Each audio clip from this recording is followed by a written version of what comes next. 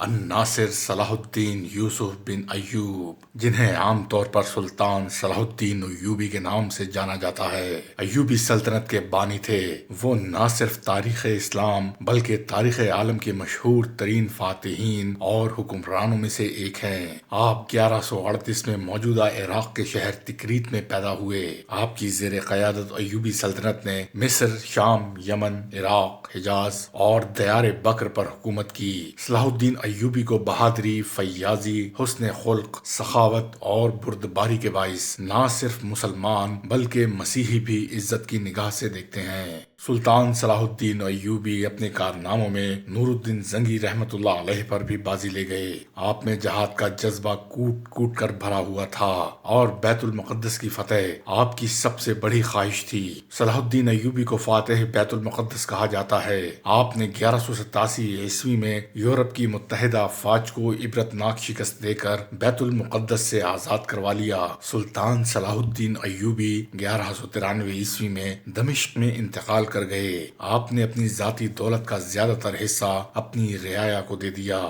آپ دمشق میں مسجد بنو امیہ سے متصل مقبرے میں مدفون ہیں۔ مسلم ثقافت کے لیے اپنی اہمیت کے ساتھ ساتھ صلاح الدین ایوبی کا کرد، ترک اور عرب ثقافت میں بھی نمایاں طور پر احترام کیا جاتا ہے۔ آپ ایک تاریخ ساز شخصیت کے مالک تھے۔ سلطان صلاح الدین نسلاً کرد تھے اور 1138 عیسوی میں کردستان کے علاقے تکریت میں پیدا ہوئے جو اب عراق میں شامل ہے۔ شروع میں وہ سلطان نور الدین زنگی کے یہاں ایک فوجی افسر تھے۔ مصر کو فتح کرنے والی فوج میں صلاح الدین ایوبی بھی موجود تھے اور اس فوج کے سپہ سالار اسد الدین شیر کوہ رحمت اللہ علیہ صلاح الدین کے چچا تھے۔ مصر فتح ہو جانے کے بعد سلطان صلاح الدین کو 564 ہجری میں مصر کا حاکم مقرر کر دیا گیا۔ اسی زمانے میں 569 ہجری میں آپ نے یمن بھی فتح کر لیا۔ نور الدین زنگی کے انتقال کے بعد سلطان صلاح الدین ایوبی حکمرانی پر فائز ہوئے۔ آپ کا اصل نام یوسف تھا اور صلاح الدین ایک اعزازی لقب تھا جس کا مطلب ہے دین کی درستی۔ آپ کا خاندان ممکنہ طور پر کرد نسل سے تعلق رکھتا تھا جو بنیادی طور پر وسطی آرمینیا میں ڈوین گاؤں سے تعلق رکھتے تھے۔ آپ کے قبیلے کا نام روادیہ تھا اور یہ قبیلہ اس وقت عرب کے علاقوں میں ضم ہو چکا تھا۔ صلاح الدین ایوبی کے دور میں شیخ عبد القادر جیلانی رحمت اللہ علیہ سے زیادہ کسی عالم کا اثر و رسوخ نہیں تھا اور سلطان صلاح الدین ایوبی ان سے اور ان کے شاگردوں سے بہت زیادہ متاثر تھے۔ 1132 عیسوی میں موصل کے عطا بیگ زنگی کی شکست خوردہ فوج نے تکریت کے قلعے کے سامنے دریائے دجلہ کی طرف سے ان کی پسپائی کو روک دیا، جہاں صلاح الدین کے والد نجم الدین ایوب نے وارڈن کی حیثیت سے خدمات انجام دیں۔ نجم الدین ایوب نے فوج کے لیے کشتیاں فراہم کیں اور انہیں تکریت میں پناہ دی۔ ایک سابق یونانی غلام مجاہد الدین بہروز، جسے سلجوقوں کی خدمت کے لیے شمالی بین النہرین کا فوجی گورنر مقرر کیا گیا تھا، نور الدین زنگی کو پناہ دینے پر نجم الدین ایوب کی سرزنش کی اور 1137 عیسوی میں ایوب کو تکریت سے جلا وطن کر دیا۔ یہ وہی دور تھا جب نجم الدین ایوب کے بھائی اسد الدین شیر کوہ نے بہروز کے ایک دوست کو قتل کر دیا۔ تاریخ دان بہاؤالدین ابن شداد کے مطابق صلاح الدین ایوبی کی پیدائش اسی رات ہوئی تھی جب اس کے خاندان نے تکریت چھوڑا تھا۔ 1139 عیسوی میں نجم الدین ایوب اور ان کا خاندان موصل منتقل ہو گئے، جہاں عماد الدین زنگی نے انہیں قبول کیا اور نجم الدین ایوب کو بالبیک میں اپنے قلعے کا کمانڈر مقرر کیا۔ 1146 عیسوی میں عماد الدین زنگی کی موت کے بعد ان کے صاحبزادے نور الدین زنگی حلب کے حاکم اور زنگیوں کے رہنما بن گئے۔ صلاح الدین دمشق سے خاص لگاؤ رکھتے تھے، لیکن آپ کے ابتدائی بچپن کے بارے میں معلومات بہت کم ہیں۔ آپ کے سوانح نگاروں میں این میری ایڈے اور الوہرانی کے مطابق صلاح الدین ایوبی یوکلڈ المیجسٹ ارتھمیٹک یعنی ریاضی اور قانون کے ماہر تسلیم کیے جاتے تھے۔ یہ علم قرآن اور علوم دین تھا جس نے انہیں اپنے ہم عصروں سے جوڑا۔ متعدد ذرائع کا یہ دعویٰ ہے کہ اپنی تعلیم کے دوران وہ فوج میں شامل ہونے کی بجائے مذہبی علوم علوم میں زیادہ دلچسپی رکھتے تھے۔ ایک اور عنصر جس نے مذہب میں ان کی دلچسپی کو متاثر کیا وہ یہ تھا کہ پہلی صلیبی جنگ کے دوران یروشلم کو عیسائیوں نے لے لیا تھا۔ اسلام کے علاوہ صلاح الدین کو عربوں کے نسب نامے، سوانح حیات اور تاریخ کے ساتھ ساتھ عرب گھوڑوں کے سلسلہ نسب کا بھی علم تھا۔ وہ کرد اور عربی بولتے تھے اور ترکی اور فارسی بھی جانتے تھے۔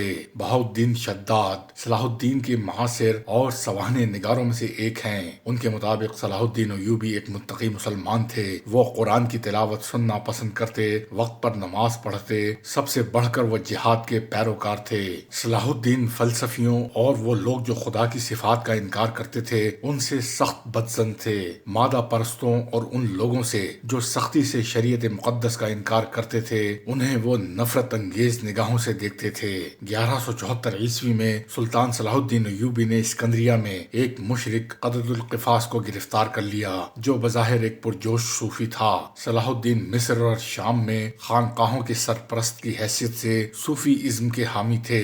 یحییٰ السہروردی کو پھانسی دینے کا حکم دیا جو عربی اور فارسی فلسفے میں نام نہاد روشنی کے بانی تھے، جو 1191 عیسوی میں حلب میں مارے گئے۔ صلاح الدین ایوبی کے سوانح نگار ابن شداد جنہوں نے سلطان کو مستقل طور پر ایمان کے مثالی محافظ کے طور پر پیش کیا ہے، انہوں نے اس واقعہ کو خیرات، نماز، روزہ اور حج میں صلاح الدین کے تقوی پر ایک مستقل باب میں شامل کیا ہے۔ سہروردی نے روشنی کا فلسفہ پڑھایا۔ ان پر الزام لگایا گیا کہ انہوں نے شریعت مقدسہ کا انکار کیا اور اسے باطل قرار دیا۔ علماء سے مشاورت کے بعد سلطان صلاح الدین ایوبی نے سہروردی کو پھانسی دینے کا حکم دیا۔ صلاح الدین ایوبی نے ایران اور شام میں ایک انتہا پسند اسماعیلی شیعہ فرقے اسیسنز کی بھی مخالفت کی جو لاطینی عیسائی صلیبیوں کے ساتھ بہت قریبی تعلق رکھتے تھے۔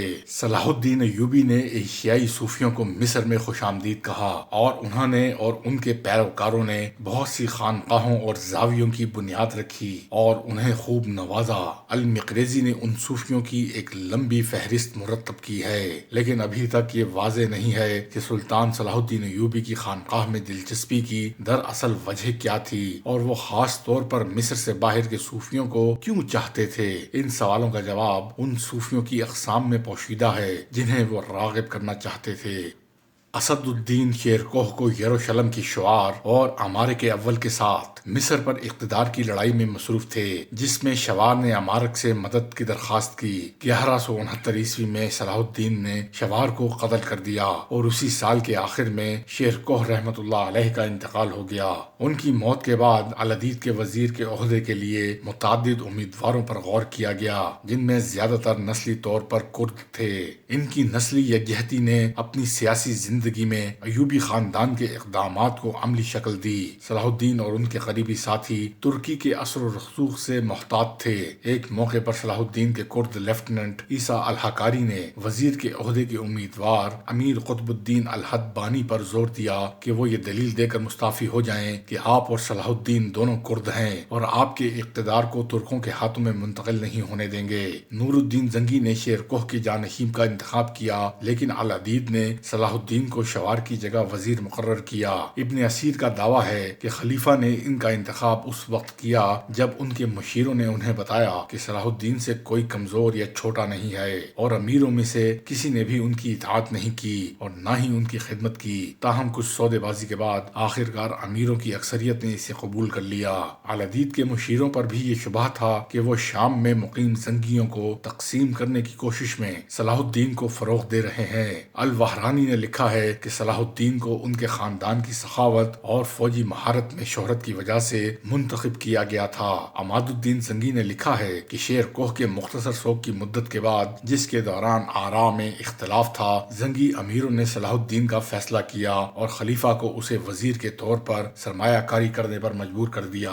اگرچہ حریف مسلم رہنماؤں کی طرف سے پوزیشنیں پیچیدہ تھیں، لیکن شامی کمانڈروں کی اکثریت نے صلاح الدین کی مصری مہم میں اس کے کردار کی وجہ سے حمایت کی۔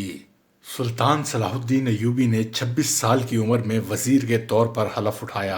انہیں اب العدید اور نور الدین کے مابین حتمی وفاداری کے مسئلے کا سامنا کرنا پڑا۔ سال کے آخر میں مصری فوجیوں اور امیروں کے ایک گروپ نے سلطان صلاح الدین ایوبی کو قتل کرنے کی کوشش کی، لیکن ان کے انٹیلیجنس چیف علی بن سفیان کی بدولت صلاح الدین کو دشمنوں کے ارادے کا پہلے ہی معلوم ہو چکا تھا۔ انہوں نے فاطمی محل کے اہم سازشی ناجی معتمین الخلیفہ کو گرفتار کر کے ہلاک کر دیا۔ اس کے اگلے دن صلاح الدین کی حکمرانی کی مخالفت کرنے والی فاطمی فوج کے رجمنٹوں کے تقریباً 50 سیاہ فام افریقی فوجیوں نے مصری امیروں اور عام لوگوں کے ساتھ مل کر بغاوت کی۔ واضح رہے کہ صلاح الدین نے مارچ کے مہینے میں حلف اٹھایا تھا اور اگست کے مہینے تک فیصلہ کن طور پر بغاوتوں کو کچل دیا، اور پھر کبھی قاہرہ سے انہیں فوجی چیلنج کا سامنا نہیں کرنا پڑا۔ 1169 کے آخر میں صلاح الدین نے نور الدین کی کمک کے ساتھ ڈیمیٹیا کے قریب ایک بڑی صلیبی بازنطینی فوج کو شکست دی۔ اس کے بعد 1170 کے موسم بہار میں نور الدین نے صلاح الدین کی درخواست کی تعمیل میں صلاح الدین کے والد کو مصر بھیج دیا۔ نیز بغداد میں مقیم عباسی خلیفہ المستنجید کی حوصلہ افزائی کی، جس کا مقصد صلاح الدین پر اپنے حریف خلیفہ العاد کو معزول کرنے کے لیے دباؤ ڈالنا تھا۔ صلاح الدین خود مصر پر اپنی گرفت مضبوط کر رہے تھے اور وہاں اپنی حمایت کی بنیاد کو وسیع کر رہے تھے۔ انہوں نے اپنے خاندان کے افراد کو اعلیٰ عہدوں پر فائز کرنا شروع کر دیا۔ انہوں نے شہر میں فقہ مالکی کے لیے ایک کالج کی تعمیر کا حکم دیا اور ساتھ ہی فقہ شافعی کے لیے بھی ایک کالج تعمیر کرنے کا حکم دیا۔ مصر میں اپنے آپ کو قائم کرنے کے بعد صلاح الدین نے صلیبیوں کے خلاف ایک مہم شروع کی۔ 1170 میں دارم کا محاصرہ کیا۔ امارک نے دارم کے دفاع میں اس کی مدد کرنے کے لیے غزہ سے اپنے ٹیمپلر گیریزن کو واپس بلا لیا، لیکن صلاح الدین نے ان کی فوج سے گریز کیا اور 1187 میں غزہ پر قبضہ کر لیا۔ 1191 میں صلاح الدین نے غزہ میں ان قلعوں کو تباہ کر دیا جو بادشاہ بالڈون III نے نائٹس ٹیمپلر کے لیے تعمیر کیے تھے۔ اسی سال کے دوران اس نے ایلاٹ اور صلیبی قلعے پر حملہ کیا اور اس پر قبضہ کر لیا، جو خلیج عقبہ سے دور ایک جزیرے پر تعمیر کیا گیا تھا۔ یہ مسلم بحریہ کے گزرنے کے لیے خطرہ نہیں تھا، لیکن مسلم بحری جہازوں کی چھوٹی جماعتوں کو پریشان کر سکتا تھا، اور صلاح الدین نے اسے اپنے راستے سے ہٹانے کا فیصلہ کر لیا۔ عماد الدین کے مطابق نور الدین نے جون 1171 میں صلاح الدین کو خط لکھ کر مصر میں عباسی خلافت کو دوبارہ قائم کرنے کے لیے کہا، جسے صلاح الدین نے 2 ماہ بعد شافعی فقیہ نجم الدین الخبوشانی کی مزید حوصلہ افزائی کے بعد مربوط کیا، جنہوں نے ملک میں شیعہ حکمرانی کی شدید مخالفت کی تھی۔ اس طرح بہت سے مصری امیر مارے گئے، لیکن العدید کو بتایا گیا کہ وہ اس کے خلاف بغاوت کرنے کی وجہ سے مارے گئے۔ اس کے بعد وہ بیمار ہو گیا، یا ایک روایت کے مطابق زہر دے دیا گیا۔ بیمار ہونے کے دوران اس نے صلاح الدین ایوبی سے کہا کہ وہ اپنے چھوٹے بچوں کی دیکھ بھال کرنے کی درخواست کرے، لیکن صلاح الدین نے عباسیوں کے ساتھ خیانت کے خوف سے انکار کر دیا، اور کہا جاتا ہے کہ اسے یہ احساس ہونے کے بعد اپنے عمل پر پچھتاوا ہوا کہ العدید کیا چاہتا تھا۔ 13 ستمبر کو ان کا انتقال ہوا، اور 5 دن بعد قاہرہ اور الفسوط میں عباسی خطبہ دیا گیا، جس میں المستعدی کو خلیفہ قرار دیا گیا۔ 25 ستمبر کو صلاح الدین قاہرہ سے روانہ ہوا تاکہ یروشلم کے سلطنت کی صحرائی قلعوں کیرک اور مونٹریال پر ایک مشترکہ حملے میں حصہ لے سکے۔ مونٹریال پہنچنے سے پہلے صلاح الدین قاہرہ واپس چلے گئے، کیونکہ انہیں یہ اطلاعات موصول ہوئی تھیں کہ ان کی غیر موجودگی میں صلیبی رہنماؤں نے صلاح الدین پر اندر سے حملہ کرنے اور اس کی طاقت کو کم کرنے کے لیے مصر کے اندر غداروں کی حمایت میں اضافہ کیا ہے۔ خاص طور پر فاطمیوں نے اپنے ماضی کی عظمت کو بحال کرنے کی سازشیں شروع کر دیں۔ اس کی وجہ سے نور الدین اکیلے چلے گئے۔ 1171 کے موسم گرما کے دوران آرمینیا کے سابق فاطمی فوجیوں کے ایک دستے کے ساتھ ایک نوبیائی فوج کو مصری سرحد پر اطلاع دی گئی جو اسوان کے خلاف محاصرے کی تیاری کر رہی تھی۔ شہر کے امیر نے صلاح الدین کی مدد کی درخواست کی اور صلاح الدین کے بھائی توران شاہ کے ماتحت کمک دی گئی۔ نتیجتاً نوبیائی چلے گئے، لیکن 1173 میں واپس آئے اور انہیں دوبارہ نکال دیا گیا۔ اس بار مصری افواج نے اسوان سے پیش قدمی کی اور نوبیان شہر ابرین پر قبضہ کر لیا۔ صلاح الدین نے نور الدین کو ایک تحفہ بھیجا جو ان کے دوست اور استاد تھے، 60,000 دینار، حیرت انگیز تیار شدہ سامان، کچھ زیورات اور ایک ہاتھی۔ اس سازو سامان کو دمشق لے جاتے ہوئے صلاح الدین نے صلیبی دہی علاقوں کو تباہ کر دیا۔ انہوں نے صحرائی قلعوں پر حملہ نہیں کیا، بلکہ صلیبی علاقے میں رہنے والے مسلمان بدوؤں کو باہر نکالنے کی کوشش کی، جس کا مقصد فرانسیسیوں کو گائیڈ سے محروم کرنا تھا۔ 31 جولائی 1373 کو صلاح الدین کے والد نجم الدین ایوب گھوڑے کی سواری کے حادثے میں زخمی ہو گئے اور بالآخر 19 اگست کو ان کی موت ہو گئی۔ اس دوران صلاح الدین نے توران شاہ کو یمن فتح کرنے کے لیے بھیجا تاکہ اسے اور اس کی بندرگاہ عدن کو ایوبی خاندان کے علاقوں میں مختص کیا جا سکے۔ 1174 کے موسم گرما کے اوائل میں نور الدین ایک فوج جمع کر رہا تھا۔ موصل، دیار، بکر اور جزیرہ کے وزیروں کو سمن بھیج رہا تھا تاکہ صلاح الدین کے مصر کے حملے کی تیاری کی جا سکے۔ ایوبیوں نے ممکنہ خطرے پر تبادلہ خیال کرنے کے لیے ان تیاریوں کے انکشاف پر ایک کونسل کا انعقاد کیا اور صلاح الدین نے قاہرہ کے باہر اپنی فوجیں جمع کیں۔ 15 مئی کو نور الدین گزشتہ ہفتے بیمار پڑنے کے بعد انتقال کر گئے اور ان کا اقتدار ان کے 11 سالہ بیٹے صالح اسماعیل الملک کو دے دیا گیا۔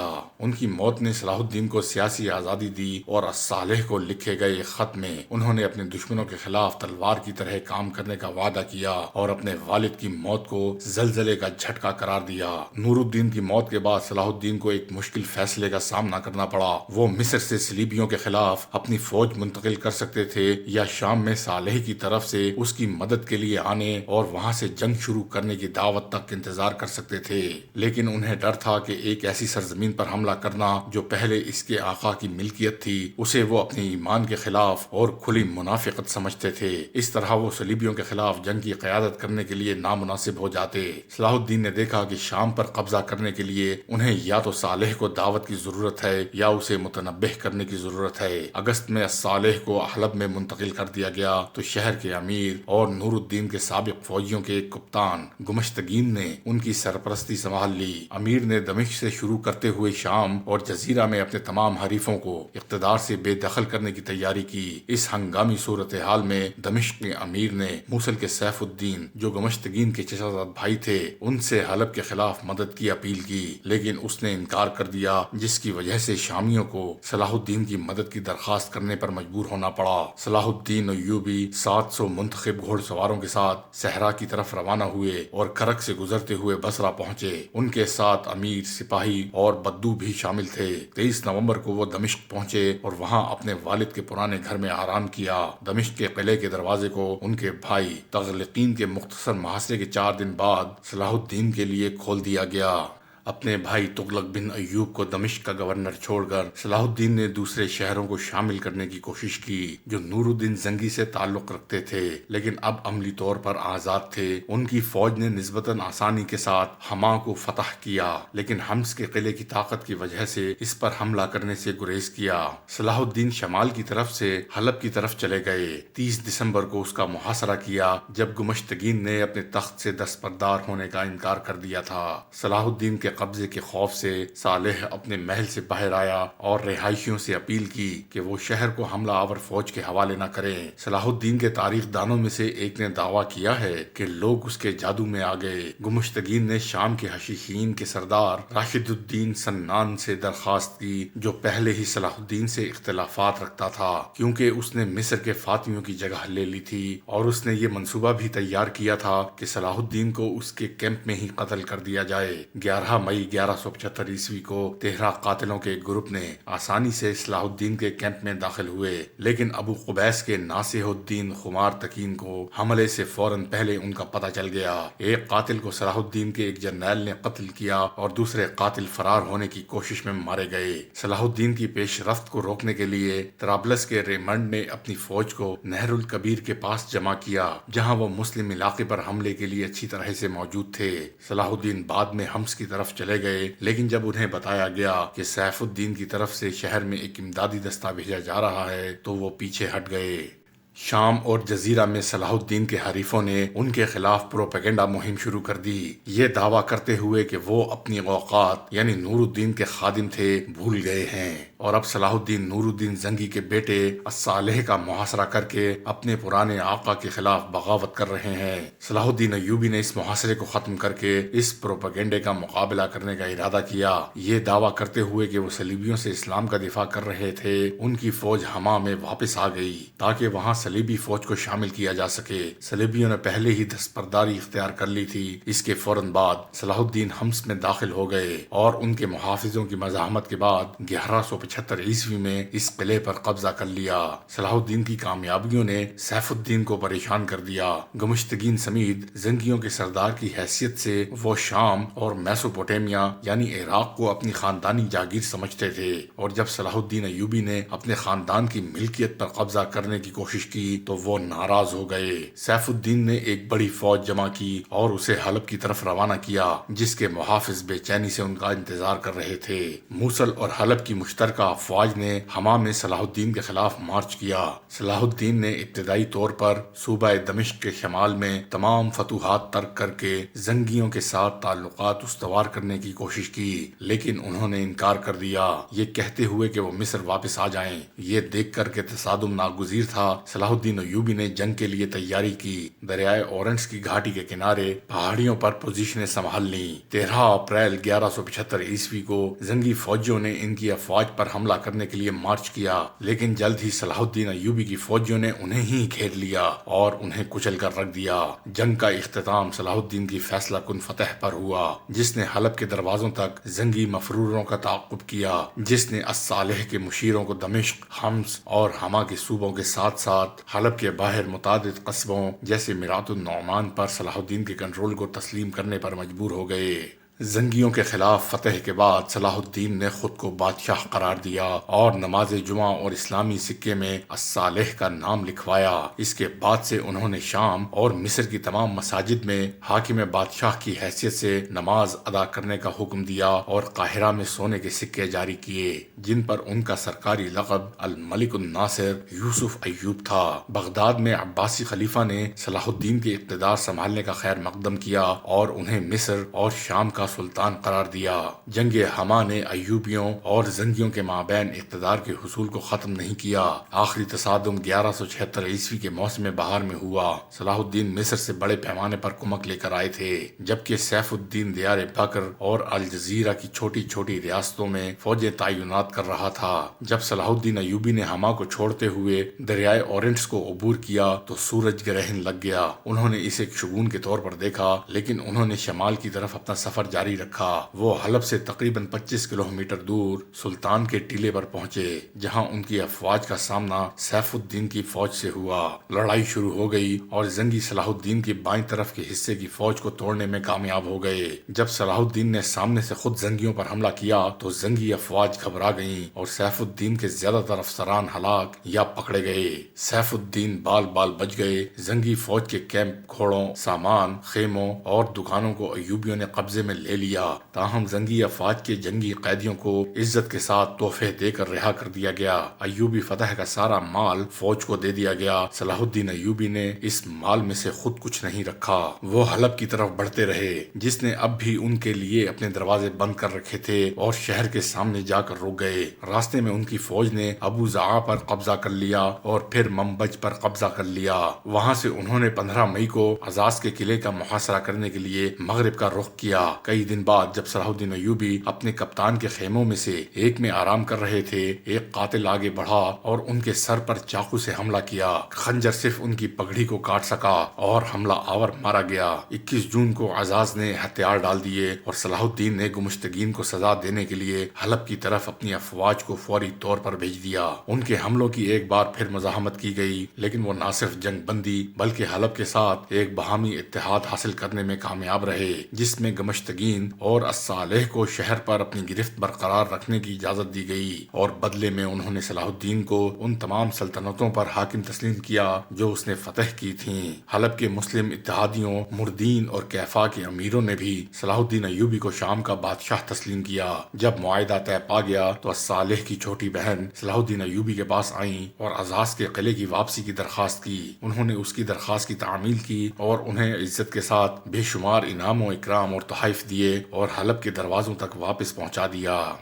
صلاح الدین نے اگست 1176 میں غیر یقینی حالات میں مصاف کے اسماعیلی قلعے کا محاصرہ ختم کیا، جس کی کمان راشد الدین سنان نے کی تھی۔ صلاح الدین اب تک اپنے جنگی حریفوں اور یروشلم کی سلطنت کے ساتھ جنگ بندی پر راضی ہو چکے تھے، لیکن راشد الدین سنان کی سربراہی میں اسماعیلی فرقے کی طرف سے خطرے کا سامنا کرنا پڑا۔ النصریہ کے پہاڑوں میں واقع انہوں نے 9 قلعوں کی کمان کی، جو تمام اونچی بلندیوں پر تعمیر کیے گئے تھے۔ جیسے ہی اس نے اپنی فوجوں کی بڑی تعداد کو مصر بھیجا، صلاح الدین اگست 1176 میں اپنی فوج کو النصریہ میں لے گئے، لیکن کسی بھی قلعے کو فتح کرنے میں ناکام رہے۔ زیادہ تر مسلم مورخین کا دعویٰ ہے کہ صلاح الدین کے چچا جو ہما کے گورنر تھے، ان کے اور سنان کے مابین امن معاہدے کی ثالثی ہو چکی تھی۔ ایک روایت کے مطابق ایک رات صلاح الدین کے محافظوں نے مصاف کی پہاڑی سے نیچے ایک چنگاری کو چمکتے ہوئے دیکھا، اور پھر یہ چنگاری ایوبی کے خیموں میں غائب ہو گئی۔ اس وقت صلاح الدین ایوبی بیدار ہوئے تو دیکھا کہ خیمے سے باہر ایک شخص نکل رہا ہے۔ اس نے دیکھا کہ چراغ بجھ چکے ہیں اور ان کے بستر کے پاس قاتلوں کے گرم کپڑے پڑے ہوئے تھے،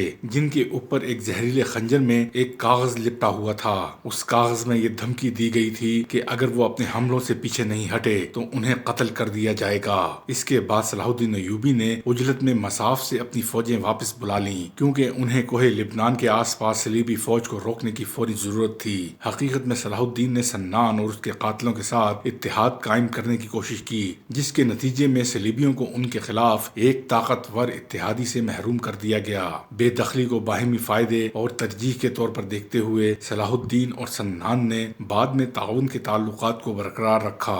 بعد میں صلاح الدین کی فوج کو متعدد فیصلہ کن جنگی محاذوں پر مضبوط بنانے کے لیے اپنی افواج کے دستے بھیجے۔ صلاح الدین دمشق واپس اپنے قلعوں کو کھولنے سے قاصر ہونے کے بعد نوسیریا پہاڑوں سے پیچھے ہٹ گئے اور اپنے سپاہیوں کو متحرک کیا اور انہیں آرام کرنے اور آنے والی جنگوں کی تیاری کے لیے اپنے گھروں کو واپس بھیج دیا۔ پھر اپنے محافظوں کے ساتھ شہر چھوڑ کر مصر واپس چلے گئے، لہٰذا وہ تقریباً 1 ماہ بعد قاہرہ پہنچے۔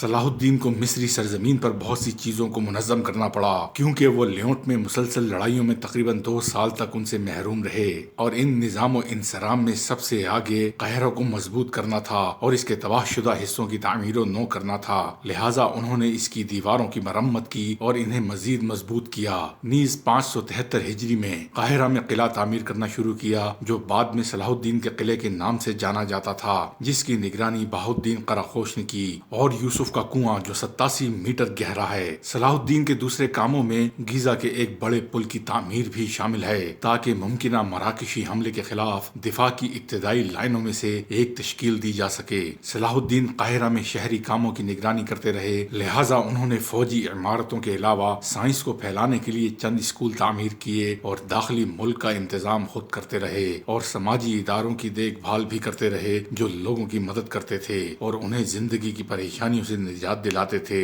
صلاح الدین نے غریبوں اجنبیوں پر دل کھول کر خرچ کیا، اور قاہرہ میں احمد بن طولون مسجد کو ان اجنبیوں کی پناہ گاہ بنایا جو مغرب سے مصر آیا کرتے تھے۔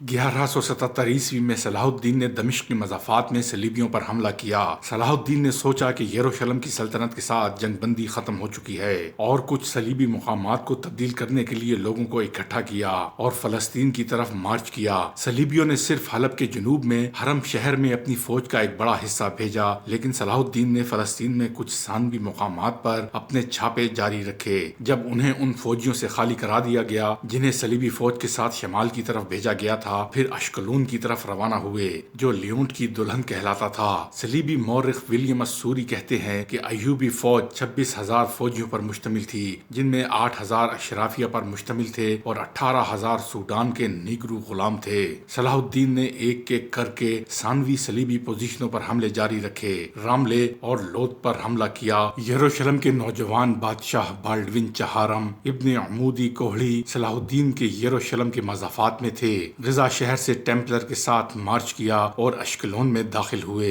یہ خبر صلاح الدین تک پہنچی تو وہ اپنی فوج کے ایک حصے کے ساتھ شہر کے مضافات میں واپس چلے گئے، لیکن وہ صلیبیوں پر حملہ کرنے سے ہچکچا رہے تھے۔ ایوبیوں کی عددی برتری کے باوجود ان کی صفوں میں متعدد تجربہ کار ہنر مند رہنماؤں کی موجودگی کی وجہ سے اور ان کی ہچکچاہٹ کا بہت بڑا اثر پڑا، کیونکہ شاہ بالڈون اور کرک کے مالک ارنٹ شاتیون کی سربراہی میں صلیبیوں نے 25 نومبر 1100 1177 کو اچانک حملہ کیا اور انہیں ہلاک کر دیا۔ صلاح الدین نے فوج کی صفوں کو منظم کرنے اور فوجوں کو دوبارہ متحرک کرنے کی کوشش کی، لیکن وہ منتشر ہو گئے اور ان کے تمام محافظ جنگ مارے گئے۔ لہٰذا انہوں نے مصر واپس جانے اور باقی فوجیوں کا انتخاب کیا۔ صلاح الدین نے مصر واپسی کے بعد صلیبیوں سے دوبارہ لڑنے کی تیاری کی، ضروری فوج اور ساز و سامان کو اکٹھا کیا۔ رم اللہ کی شکست ان کی حوصلہ شکنی نہیں کر سکی تھی، بلکہ اس سے ان کے لڑنے کے عزم میں اضافہ ہوا۔ 1178 کے موسم بہار میں ایوبی فوج حمص کے قریب اتری۔ ان کے اور صلیبی فوج کے درمیان کچھ جھڑپیں ہوئیں اور اگست کے مہینے میں دیگر صلیبی گروہوں نے حما شہر اور اس کے پاس کے دیہاتوں پر حملہ کیا اور کچھ رہائشیوں کو ہلاک کر دیا اور شہر کی چھاونی کو شکست دے کر بہت سے ارکان کو پکڑ لیا۔ پھر انہیں صلاح الدین کے پاس لے جایا گیا۔ صلاح الدین نے سال کا باقی حصہ بغیر کسی دوسری لڑائی کے لیونٹ میں گزارا، لیکن صورتحال اس طرح زیادہ دیر تک نہیں چل سکی، کیونکہ صلاح الدین کو اپنے جاسوسوں سے پریشان کن خبریں مل رہی تھیں کہ صلیبی وسطی شام پر فوجی مہم کی منصوبہ بندی کر رہے ہیں۔ لہٰذا انہوں نے اپنے بھتیجے عز الدین فرخ شاہ بن شہنشاہ نجم الدین ایوب کو حکم دیا کہ وہ کسی بھی حملے کو کنٹرول کرنے کی تیاری میں 1000 فوجیوں کے ساتھ دماسین کے محاذ پر پہنچیں، یہاں تک کہ اگر وہ صلیبیوں کے ساتھ لڑنے کی تیاری کریں۔ 95 کے اپریل کے مہینے میں شاہ بالڈوین کی سربراہی میں صلیبیوں نے کمزور مزاحمت کی توقع کرتے ہوئے دمشق کی طرف پیش قدمی کی اور گولان کی پہاڑیوں میں دیہاتوں اور چرواہوں پر حملے کرنا شروع کر دیے۔ لہٰذا ان کا سامنا فرخ شاہ کی سربراہی میں ایوبی فوج ڈویژن سے ہوا اور پھر وہ ان کے سامنے سے پیچھے ہٹ گئے۔ لہٰذا انہوں نے اسے کنتیرا کے جنوب مشرق میں تلاش کیا، جہاں ایوبی فوج کا سب سے بڑا حصہ فتح کا انتظار کر رہا تھا۔ اس فتح کے بعد اپنی افواج کو مضبوط کیا اور اپنے چھوٹے بھائی شاہ عادل سیف الدین ابو بکر سے کہا کہ وہ مصر سے 94 گھڑ سواروں کو شام کے جیش میں شامل ہونے کے لیے بھیجیں۔ 1169 کے موسم گرما تک بالڈوین چہارم نے ایک سرحدی قلعہ تعمیر کیا، جسے مسلم مورخین نے دمشق کی طرف جانے والی سڑک پر فورڈ آف سوگرس کا نام دیا تھا، اور ان کا ارادہ دریائے اردن تک ایک پل جیکب کراسنگ، جسے آج جیکب کی بیٹیوں کا پل کہا جاتا ہے، تعمیر کرنے کا ارادہ کیا، تاکہ صلیبی سرزمین کو بن یاس کے میدان سے ملایا جا سکے، جو صلیبی عمارت کو اسلامی سرزمین سے الگ کرتا ہے۔ صلاح الدین نے اس منصوبے پر اعتراض کیا اور اسے مسلمانوں کے خلاف اقدام سمجھا، اور بالڈوین کو اس کے چھوڑنے کے بدلے میں 1,00,000 سونے کے سکے پیش کیے، لیکن بعد میں انہوں نے سمجھوتا کرنے سے انکار کر دیا۔ لہٰذا صلاح الدین نے سرحدی قلعے پر حملہ کرنے اور تباہ کرنے کا ارادہ کیا، پھر اپنی فوج کو آگے بڑھایا اور اپنا مرکز بنیاس بنایا۔ صلیبی اس قدم کے بعد مسلمانوں سے ملنے کے لیے دوڑ پڑے، لیکن ان کی فوج منتشر ہو گئی۔ پیادہ فوج کو پیچھے گھسیٹا گیا اور صلاح الدین موقع ملنے تک انہیں اپنی طرف راغب کرتے رہے، اور جب انہیں معلوم ہوا کہ صلیبی فوج تھک چکی ہے، انہوں نے اس پر جھپٹا مارا اور دونوں افواج کے درمیان ایک شدید لڑائی ہوئی، جس میں مسلمانوں نے فتح حاصل کی اور بہت سے سینئر صلیبی سپاہیوں کو پکڑ لیا۔ پھر صلاح الدین قلعے کی طرف بڑھے اور اس کا محاصرہ کیا۔ 1180 کے موسم بہار میں جب صلاح الدین یروشلم پر حملہ کرنے کی تیاری کر رہے تھے، شاہ بالڈون نے انہیں جنگ بندی کی پیشکش کرتے ہوئے لکھا، جس پر صلاح الدین راضی ہو گئے۔ در حقیقت وہ اس سال کا خشک ترین سال تھا، اور یہ صلاح الدین اور بالڈوین کی لڑائی کے روکنے کا ایک بنیادی محرک تھا، کیونکہ فصلیں خشک ہو گئی تھیں، لہٰذا صلیبی اور ایوبی فوجوں کی رسد میں کمی واقع ہوئی تھی، اور ان میں سے کسی کے لیے بھی قحط کا خطرہ مول لیے بغیر دوسرے سے تعلق رکھنے والے قلعے یا شہر کا محاصرہ کرنا ناممکن ہو گیا۔ طرابلس کے مالک ریمنڈ دی سوئم نے ابتدائی طور پر جنگ بندی پر عمل کرنے سے انکار کر دیا اور لڑائی پر اصرار کیا، لیکن مئی میں ایوبی فوج نے اس کی سلطنت پر چھاپا مارا اور اسلامی بیڑا طرطوس کی بندرگاہ کے قریب حملہ کرنے کی دھمکی دینے کے بعد جلد ہی پیچھے ہٹ گیا۔ صلاح الدین اپنے کارناموں میں نور الدین زنگی رحمت اللہ علیہ پر بھی بازی لے گئے۔ ان میں جہاد کا جذبہ کوٹ کوٹ کر بھرا ہوا تھا، اور بیت المقدس کی فتح ان کی سب سے بڑی خواہش تھی۔ مصر کے بعد صلاح الدین ایوبی نے 1182 تک شام، موصل، حلب وغیرہ فتح کر کے اپنی سلطنت میں شامل کر لیے۔ اس دوران میں صلیبی سردار رینالڈ کے ساتھ 4 سالہ معاہدہ طے پا چکا تھا، جس کی روح سے دونوں ایک دوسرے کی مدد کرنے کے پابند تھے، لیکن یہ معاہدہ محض کاغذی اور رسمی تھا۔ تھا۔ صلیبی بادستور اپنی اشتعال انگیزیوں میں مصروف تھے اور مسلمانوں کے قافلوں کو برابر لوٹ رہے تھے۔ صلاح الدین کی زیر قیادت شام و مصر کی افواج سور کے ناکام محاصرے کے بعد 20 ستمبر 1187 عیسوی کو بیت المقدس پہنچ گئیں۔ صلاح الدین اور بیلین کے درمیان مذاکرات ہوئے۔ صلاح الدین بغیر خون خرابے کے شہر حاصل کرنا چاہتے تھے، لیکن شہر کے مسیحیوں نے بغیر لڑے مقدس شہر چھوڑنے سے انکار کر دیا اور دھمکی دی کہ وہ پرامن طور پر شہر دشمن کے حوالے کرنے پر اس سے تباہ کرنا اور خود مر جانے کو ترجیح دیں گے۔ مذاکرات میں ناکامی پر صلاح الدین نے شہر کا محاصرہ کر لیا۔ صلاح الدین کی افواج برج داؤد اور باب دمشق کے سامنے کھڑی ہو گئیں اور تیر اندازوں نے حملے کا آغاز کیا۔ اس کے علاوہ منجنیقوں کے ذریعے شہر پر سنگباری کی گئی۔ صلاح الدین کی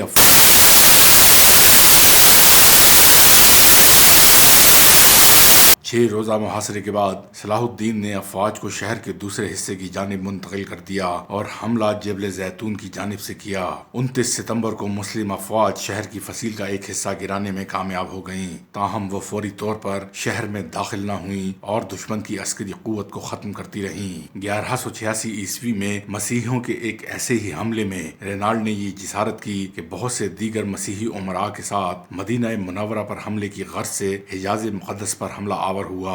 صلاح الدین ایوبی نے ان سرگرمیوں کی روک تھام کے لیے اقدامات کیے اور فوراً رینالڈ کا تعاقب کرتے ہوئے ہتین میں اسے جا لیا۔ سلطان نے یہیں سے دشمن کے لشکر پر ایک ایسا آتش گیر مادہ ٹلوایا جس سے زمین پر آگ بھڑک اٹھی۔ چنانچہ اس آتشی ماحول میں 1187 عیسوی کو ہتین کے مقام پر تاریخ کی خوفناک ترین جنگ کا آغاز ہوا۔ اس جنگ کے نتیجے میں 30,000 مسیحی ہلاک ہوئے اور تقریباً اتنے ہی قیدی بنا لیے گئے۔ رینالڈ گرفتار ہوا اور سلطان نے اپنے ہاتھ سے اس کا سر قلم کیا۔ دراصل رینالڈ نبی اکرم صلی اللہ علیہ وآلہ وسلم کی شان میں برملا طور پر گستاخی کیا کرتا تھا اور سلطان ایوبی نے اسے اپنے ہاتھوں سے مار دینے کی قسم کھائی تھی۔ یہی وجہ ہے کہ اس کے اتحادی بادشاہ کے ساتھ وہی سلوک کیا جیسا ایک بادشاہ دوسرے بادشاہ کے ساتھ کرتا ہے۔ لیکن رینالڈ کے جرائم بہت سنگین تھے۔ اس جنگ کے بعد اسلامی فوجیں مسیحی علاقوں پر چھا گئیں۔ ہتین کی فتح کے بعد صلاح الدین نے بیت المقدس کی طرف رخ کیا۔ ایک ہفتے کی خونریز جنگ کے بعد مسیحیوں نے ہتھیار ڈال دیے اور رحم کی درخواست کی۔ بیت المقدس پورے 88 سال بعد دوبارہ مسلمانوں کے قبضے میں آیا اور تمام فلسطین سے مسیحی حکومت کا خاتمہ ہو گیا۔ بیت المقدس کی فتح صلاح الدین ایوبی کا عظیم الشان کارنامہ تھا۔ انہوں نے مسجد اقصی میں داخل ہو کر نور الدین زنگی رحمت اللہ علیہ کا تیار کردہ ممبر اپنے ہاتھ سے مسجد میں رکھا۔ اس طرح نور الدین زنگی کی خواہش ان کے ہاتھوں پوری ہوئی۔ صلاح الدین ایوبی وہ پہلے حکمران تھے جو 2 مقدس مساجد کے نگہبان کہلائے۔ صلاح الدین نے بیت المقدس میں داخل ہو کر وہ مظالم نہیں کیے جو اس شہر پر قبضہ کرنے کے وقت مسیحی افواج نے کیے تھے۔ صلاح الدین ایک مثالی فاتح کی حیثیت سے بیت المقدس میں داخل ہوئے۔ انہوں نے زر فدیہ لے کر ہر مسیحی کو امان دے دی اور جو غریب فدیہ ادا نہیں کر سکے ان کے فدیے کی رقم صلاح الدین اور ان کے بھائی ملک العادل نے خود ادا کی۔ بیت المقدس پر فتح کے ساتھ یروشلم کی وہ مسیحی حکومت بھی ختم ہو گئی جو فلسطین میں 1099 عیسوی سے قائم تھی۔ اس کے بعد جلد ہی سارا فلسطین مسلمانوں کے قبضے میں آ گیا۔ بیت المقدس پر تقریباً 761 سال مسلسل مسلمانوں کی حکومت رہی، یہاں تک کہ 1948 عیسوی میں امریکہ، برطانیہ، فرانس کی سازش سے فلسطین کے علاقے میں یہودی سلطنت قائم کی گئی اور بیت المقدس کا نصف حصہ یہودیوں کے قبضے میں چلا گیا۔ 1967 کی عرب اسرائیل جنگ میں بیت المقدس پر اسرائیلیوں نے قبضہ کر لیا۔ جب بیت المقدس پر قبضے کی خبر یورپ پہنچی تو سارے یورپ میں کوحرام مچ گیا، ہر طرف لڑائی کی تیاریاں ہونے لگیں۔ جرمنی، اٹلی، فرانس اور انگلستان سے فوجوں پر فوجیں فلسطین روانہ ہونے لگیں۔ انگلستان کا بادشاہ رچرڈ جو اپنی بہادری کی وجہ سے شیر دل مشہور تھا اور فرانس کا بادشاہ فلپ آگسٹس اپنی فوجیں لے کر فلسطین پہنچے۔ یورپ کی اس متحدہ فوج کی تعداد تقریباً 6 لاکھ تھی۔ جرمنی کا بادشاہ فیڈرک باربروسا بھی اس مہم میں ان کے ساتھ تھا۔ مسیحی دنیا نے اس قدر لاتعداد فوج ابھی تک فراہم نہ کی تھی۔ یہ عظیم الشان لشکر یورپ سے روانہ ہوا اور عقا کی بندرگاہ کا محاصرہ کر لیا۔ اگرچہ سلطان صلاح الدین ایوبی نے تنہا عقا کی حفاظت کے تمام انتظامات مکمل کر لیے تھے، لیکن صلیبیوں کو یورپ سے مسلسل کمک پہنچ رہی تھی۔ ایک معرکے میں 10,000 مسیحی قتل ہوئے، مگر صلیبیوں نے محاصرہ جاری رکھا، لیکن چونکہ کسی اور اسلامی ملک نے سلطان کی طرف دست تعاون نہ بڑھایا، اس لیے صلیبی ناکہ بندی کی وجہ سے اہل شہر اور سلطان کا تعلق ٹوٹ گیا، اور سلطان باوجود پوری کوشش کے مسلمانوں کو کمک نہ پہنچا سکے۔ تنگ آ کر اہل شہر نے امان کے وعدے پر شہر کو مسیحیوں کے حوالے کر دینے پر آمادگی ظاہر کی۔ فریقین کے درمیان معاہدہ طے ہوا، جس کے مطابق مسلمان 2 لاکھ اشرفیاں بطور تاوان جنگ ادا کرنے کا وعدہ کیا، اور صلیب اعظم اور 500 مسیحی قیدیوں کی واپسی کی شرائط طے کرتے ہوئے مسلمانوں نے ہتھیار ڈال دیے۔ مسلمانوں کو اجازت دی گئی کہ وہ تمام مال و اسباب لے کر شہر سے نکل جائیں، لیکن رچرڈ نے بدعہدی کی اور محصورین کو قتل کر دیا۔ عقا کے بعد صلیبیوں نے فلسطین کی بندرگاہ اسقلان کا رخ کیا۔ اسقلان پہنچنے تک مسیحیوں کا سلطان کے ساتھ 11 بار مقابلہ ہوا۔ سب سے اہم مارکا ارسوف کا تھا۔ سلطان نے جمع مردی اور بہادری کی درخشندہ مثالیں پیش کیں، لیکن چونکہ کسی بھی مسلمان حکومت بالخصوص خلیفہ بغداد کی طرف سے کوئی مدد نہ پہنچی، لہذا سلطان کو پسپائی اختیار کرنا پڑی۔ واپسی پر سلطان نے اسقلان کا شہر خود ہی تباہ کر دیا، اور جب صلیبی وہاں پہنچے تو انہیں اینٹوں کے ڈھیر کے سوا کچھ بھی نہ مل سکا۔ اس دوران میں سلطان نے بیت المقدس کی حفاظت کی تیاریاں مکمل کیں، کیونکہ اب صلیبیوں کا نشانہ بیت المقدس تھا۔ سلطان نے اپنی مختصر سی فوج کے ساتھ اس قدر عظیم الشان لشکر کا بڑی جرت اور حوصلے سے مقابلہ کیا۔ جب فتح کی کوئی امید باقی نہ رہی تو صلیبیوں نے صلح کی درخواست کی۔ فریقین میں معاہدہ صلح ہوا، جس کی روح سے تیسری صلیبی جنگ کا خاتمہ ہوا۔ اس صلیبی جنگ میں سوائے عقا شہر کے مسیحیوں کو کچھ بھی حاصل نہ ہوا، اور وہ ناکام واپس ہوئے۔ رچرڈ شیردل سلطان کی فیاضی اور بہادری سے بہت متاثر ہوا۔ جرمنی کا بادشاہ بھاگتے ہوئے دریا میں ڈوب کر مر گیا، اور تقریباً 6 لاکھ مسیحی ان جنگوں میں کام آئے۔ اس معاہدے کی شرائط یہ تھیں: بیت المقدس بدستور مسلمانوں کے پاس رہے گا، ارسوف، حیفا، یافا اور عقا کے شہر صلیبیوں کے قبضے میں چلے گئے، اسقلان آزاد علاقہ تسلیم کیا گیا، زائرین کو آمد و رفت کی اجازت دی گئی، صلیب اعظم بدستور مسلمانوں کے قبضے میں رہی۔ تیسری صلیبی جنگ میں سلطان صلاح الدین ایوبی نے ثابت کر دیا کہ وہ دنیا کے سب سے طاقتور ترین حکمران تھے۔ صلاح الدین ایوبی بڑے بہادر اور فیاض تھے۔ لڑائیوں میں انہوں نے مسیحیوں کے ساتھ اتنا اچھا سلوک کیا کہ مسیحی آج بھی ان کی عزت کرتے ہیں۔ آپ کو جہاد کا اتنا شوق تھا کہ ایک مرتبہ آپ کے نچلے دھڑ میں پھوڑے ہو گئے۔ ان پھوڑوں کی وجہ سے آپ بیٹھ کر کھانا نہیں کھا سکتے تھے، لیکن اس حالت میں بھی جہاد کی سرگرمی میں فرق نہ آیا۔ صبح سے ظہر تک اور عصر سے مغرب تک برابر گھوڑے کی پیٹھ پر رہتے۔ آپ کو خود تعجب ہوتا تھا اور کہا کرتے تھے کہ جب تک گھوڑے کی پیٹھ پر رہتا ہوں ساری تکلیف جاتی رہتی ہے، اور اس سے اترتے ہی پھر سے تکلیف شروع ہو جاتی ہے۔ مسیحیوں سے صلح ہو جانے کے بعد صلاح الدین ایوبی نے مسیحیوں کو بیت المقدس کی زیارت کی اجازت دے دی۔ اجازت ملنے پر یورپ کے زائرین جو برسوں سے انتظار کر رہے تھے اس کثرت سے ٹوٹ پڑے کہ شاہ رچرڈ کے لیے انتظام قائم رکھنا مشکل ہو گیا، اور اس نے سلطان سے کہا کہ وہ اس کی تحریر اور اجازت نامے کے بغیر کسی کو بیت المقدس میں داخلے کی اجازت نہ دے۔ سلطان نے جواب دیا، زائرین بڑی بڑی مسافتیں طے کر کے زیارت کے شوق میں آتے ہیں، ان کو روکنا مناسب نہیں۔ سلطان نے نہ صرف یہ کہ زائرین کو ہر قسم کی آزادی دی، بلکہ اپنی جانب سے لاکھوں زائرین کی مدارت، راحت، آسائش اور دعوت کا انتظام بھی کیا۔ صلاح الدین کا غیر مسلموں سے سلوک عین اسلامی تعلیمات کے مطابق تھا، اور یہ اس کا ثبوت ہے کہ اسلامی حکومت میں غیر مسلموں کے حقوق بھی اسی طرح محفوظ ہوئے ہیں جس طرح مسلمانوں کے۔ نور الدین زنگی کی طرح صلاح الدین ایوبی کی زندگی بھی بڑی سادہ تھی۔ ریشمی کپڑے کبھی استعمال نہیں کیے، اور رہنے کے لیے محل کی جگہ معمولی سا مکان بنایا۔ سلطان ایک سچے اور پکے مسلمان تھے۔ قاہرہ پر قبضے کے بعد جب آپ نے فاطمی حکمرانوں کے محلات کا جائزہ لیا تو وہاں سے بے شمار جواہرات اور سونے چاندی کے برتن جمع تھے۔ صلاح الدین ایوبی نے یہ ساری چیزیں اپنے قبضے میں لانے کی بجائے بیت المال میں داخل کرا دیں۔ محلات کو عام استعمال میں لایا گیا اور ایک محل میں عظیم الشان خانقاہ قائم کی گئی۔ گئی۔ فاطمیوں کے زمانے میں مدرسے قائم نہیں کیے گئے تھے۔ شام میں تو نور الدین زنگی کے زمانے میں مدرسے اور شفا خانے قائم ہوئے تھے، لیکن مصر اب تک ان سے محروم تھا۔ صلاح الدین نے یہاں کثرت سے مدرسے اور شفا خانے قائم کیے۔ ان مدارس میں طلباء کے قیام و طعام کا انتظام بھی سرکار کی طرف سے ہوتا تھا۔ قاہرہ میں صلاح الدین کے قیام کردہ شفا خانے کے بارے میں ایک سیاح ابن جینز لکھتا ہے کہ یہ شفا خانے ایک محل کی طرح معلوم ہوتے تھے جس میں دواؤں کا ایک بہت بڑا ذخیرہ تھا۔ انہوں نے عورتوں کے شفا خانے اور پاگل خانے کا بھی ذکر کیا ہے۔ صلاح الدین ایوبی سلطنت غوریہ کے حکمران شہاب الدین غوری اور مراکشی حکمران یعقوب المنصور کے ہم عصر تھے۔ بلا شبہ یہ تینوں حکمران اپنے وقت میں دنیا کے عظیم ترین حکمرانوں میں سے تھے۔ 589 ہجری میں سلطان صلاح الدین ایوبی رحمت اللہ علیہ انتقال کر گئے۔ آپ کو شام کے موجودہ دارالحکومت دمشق کی مسجد امیہ کے نواح میں سپرد خاک کیا گیا۔ صلاح الدین ایوبی نے 20 سال حکومت کی۔ مورخ ابن خلقان کے مطابق آپ کی موت کا دن اتنا تکلیف دہ تھا کہ ایسا تکلیف دہ دن اسلام اور مسلمانوں پر خلفائے راشدین کے بعد کبھی نہیں آیا۔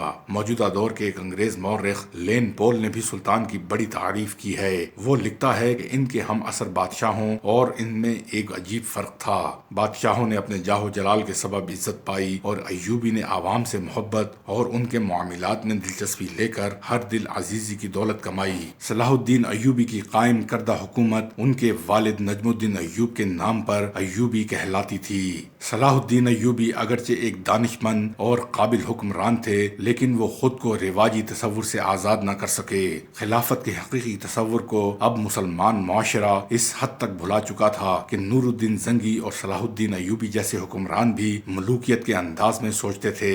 جانشینی کے معاملے میں صلاح الدین ایوبی نے بھی وہی غلطی کی جو سب سے پہلے ہارون الرشید نے کی تھی اور سلجوقیوں کے بعد سے تمام حکمران کرتے چلے آ رہے تھے۔ انہوں نے زمانے کے غلط رواج کے تحت اپنی سلطنت 3 لڑکوں میں تقسیم کر دی۔ نتیجہ یہ ہوا کہ طاقتور سلطنت تقسیم ہو کر کمزور پڑ گئی۔ پھر بھی ایوبی خاندان کے ان چند لائق حکمرانوں جن میں صلاح الدین کے بھائی ملک عادل اور ان کا لڑکا ملک کامل قابل ذکر ہیں۔ مصر، شام، حجاز اور یمن کو تقریباً 60 سال تک بڑی حد تک متحد رکھا۔ 648 ہجری میں ایوبی خاندان کی حکومت ختم ہو گئی اور ان کی جگہ ترک غلاموں کی حکومت قائم ہو گئی جو مملوک کہلاتی تھی۔ عماد الدین اصفہانی کے مطابق 1174 عیسوی میں مصر چھوڑنے سے پہلے صلاح الدین ایوبی کے 5 بیٹے تھے۔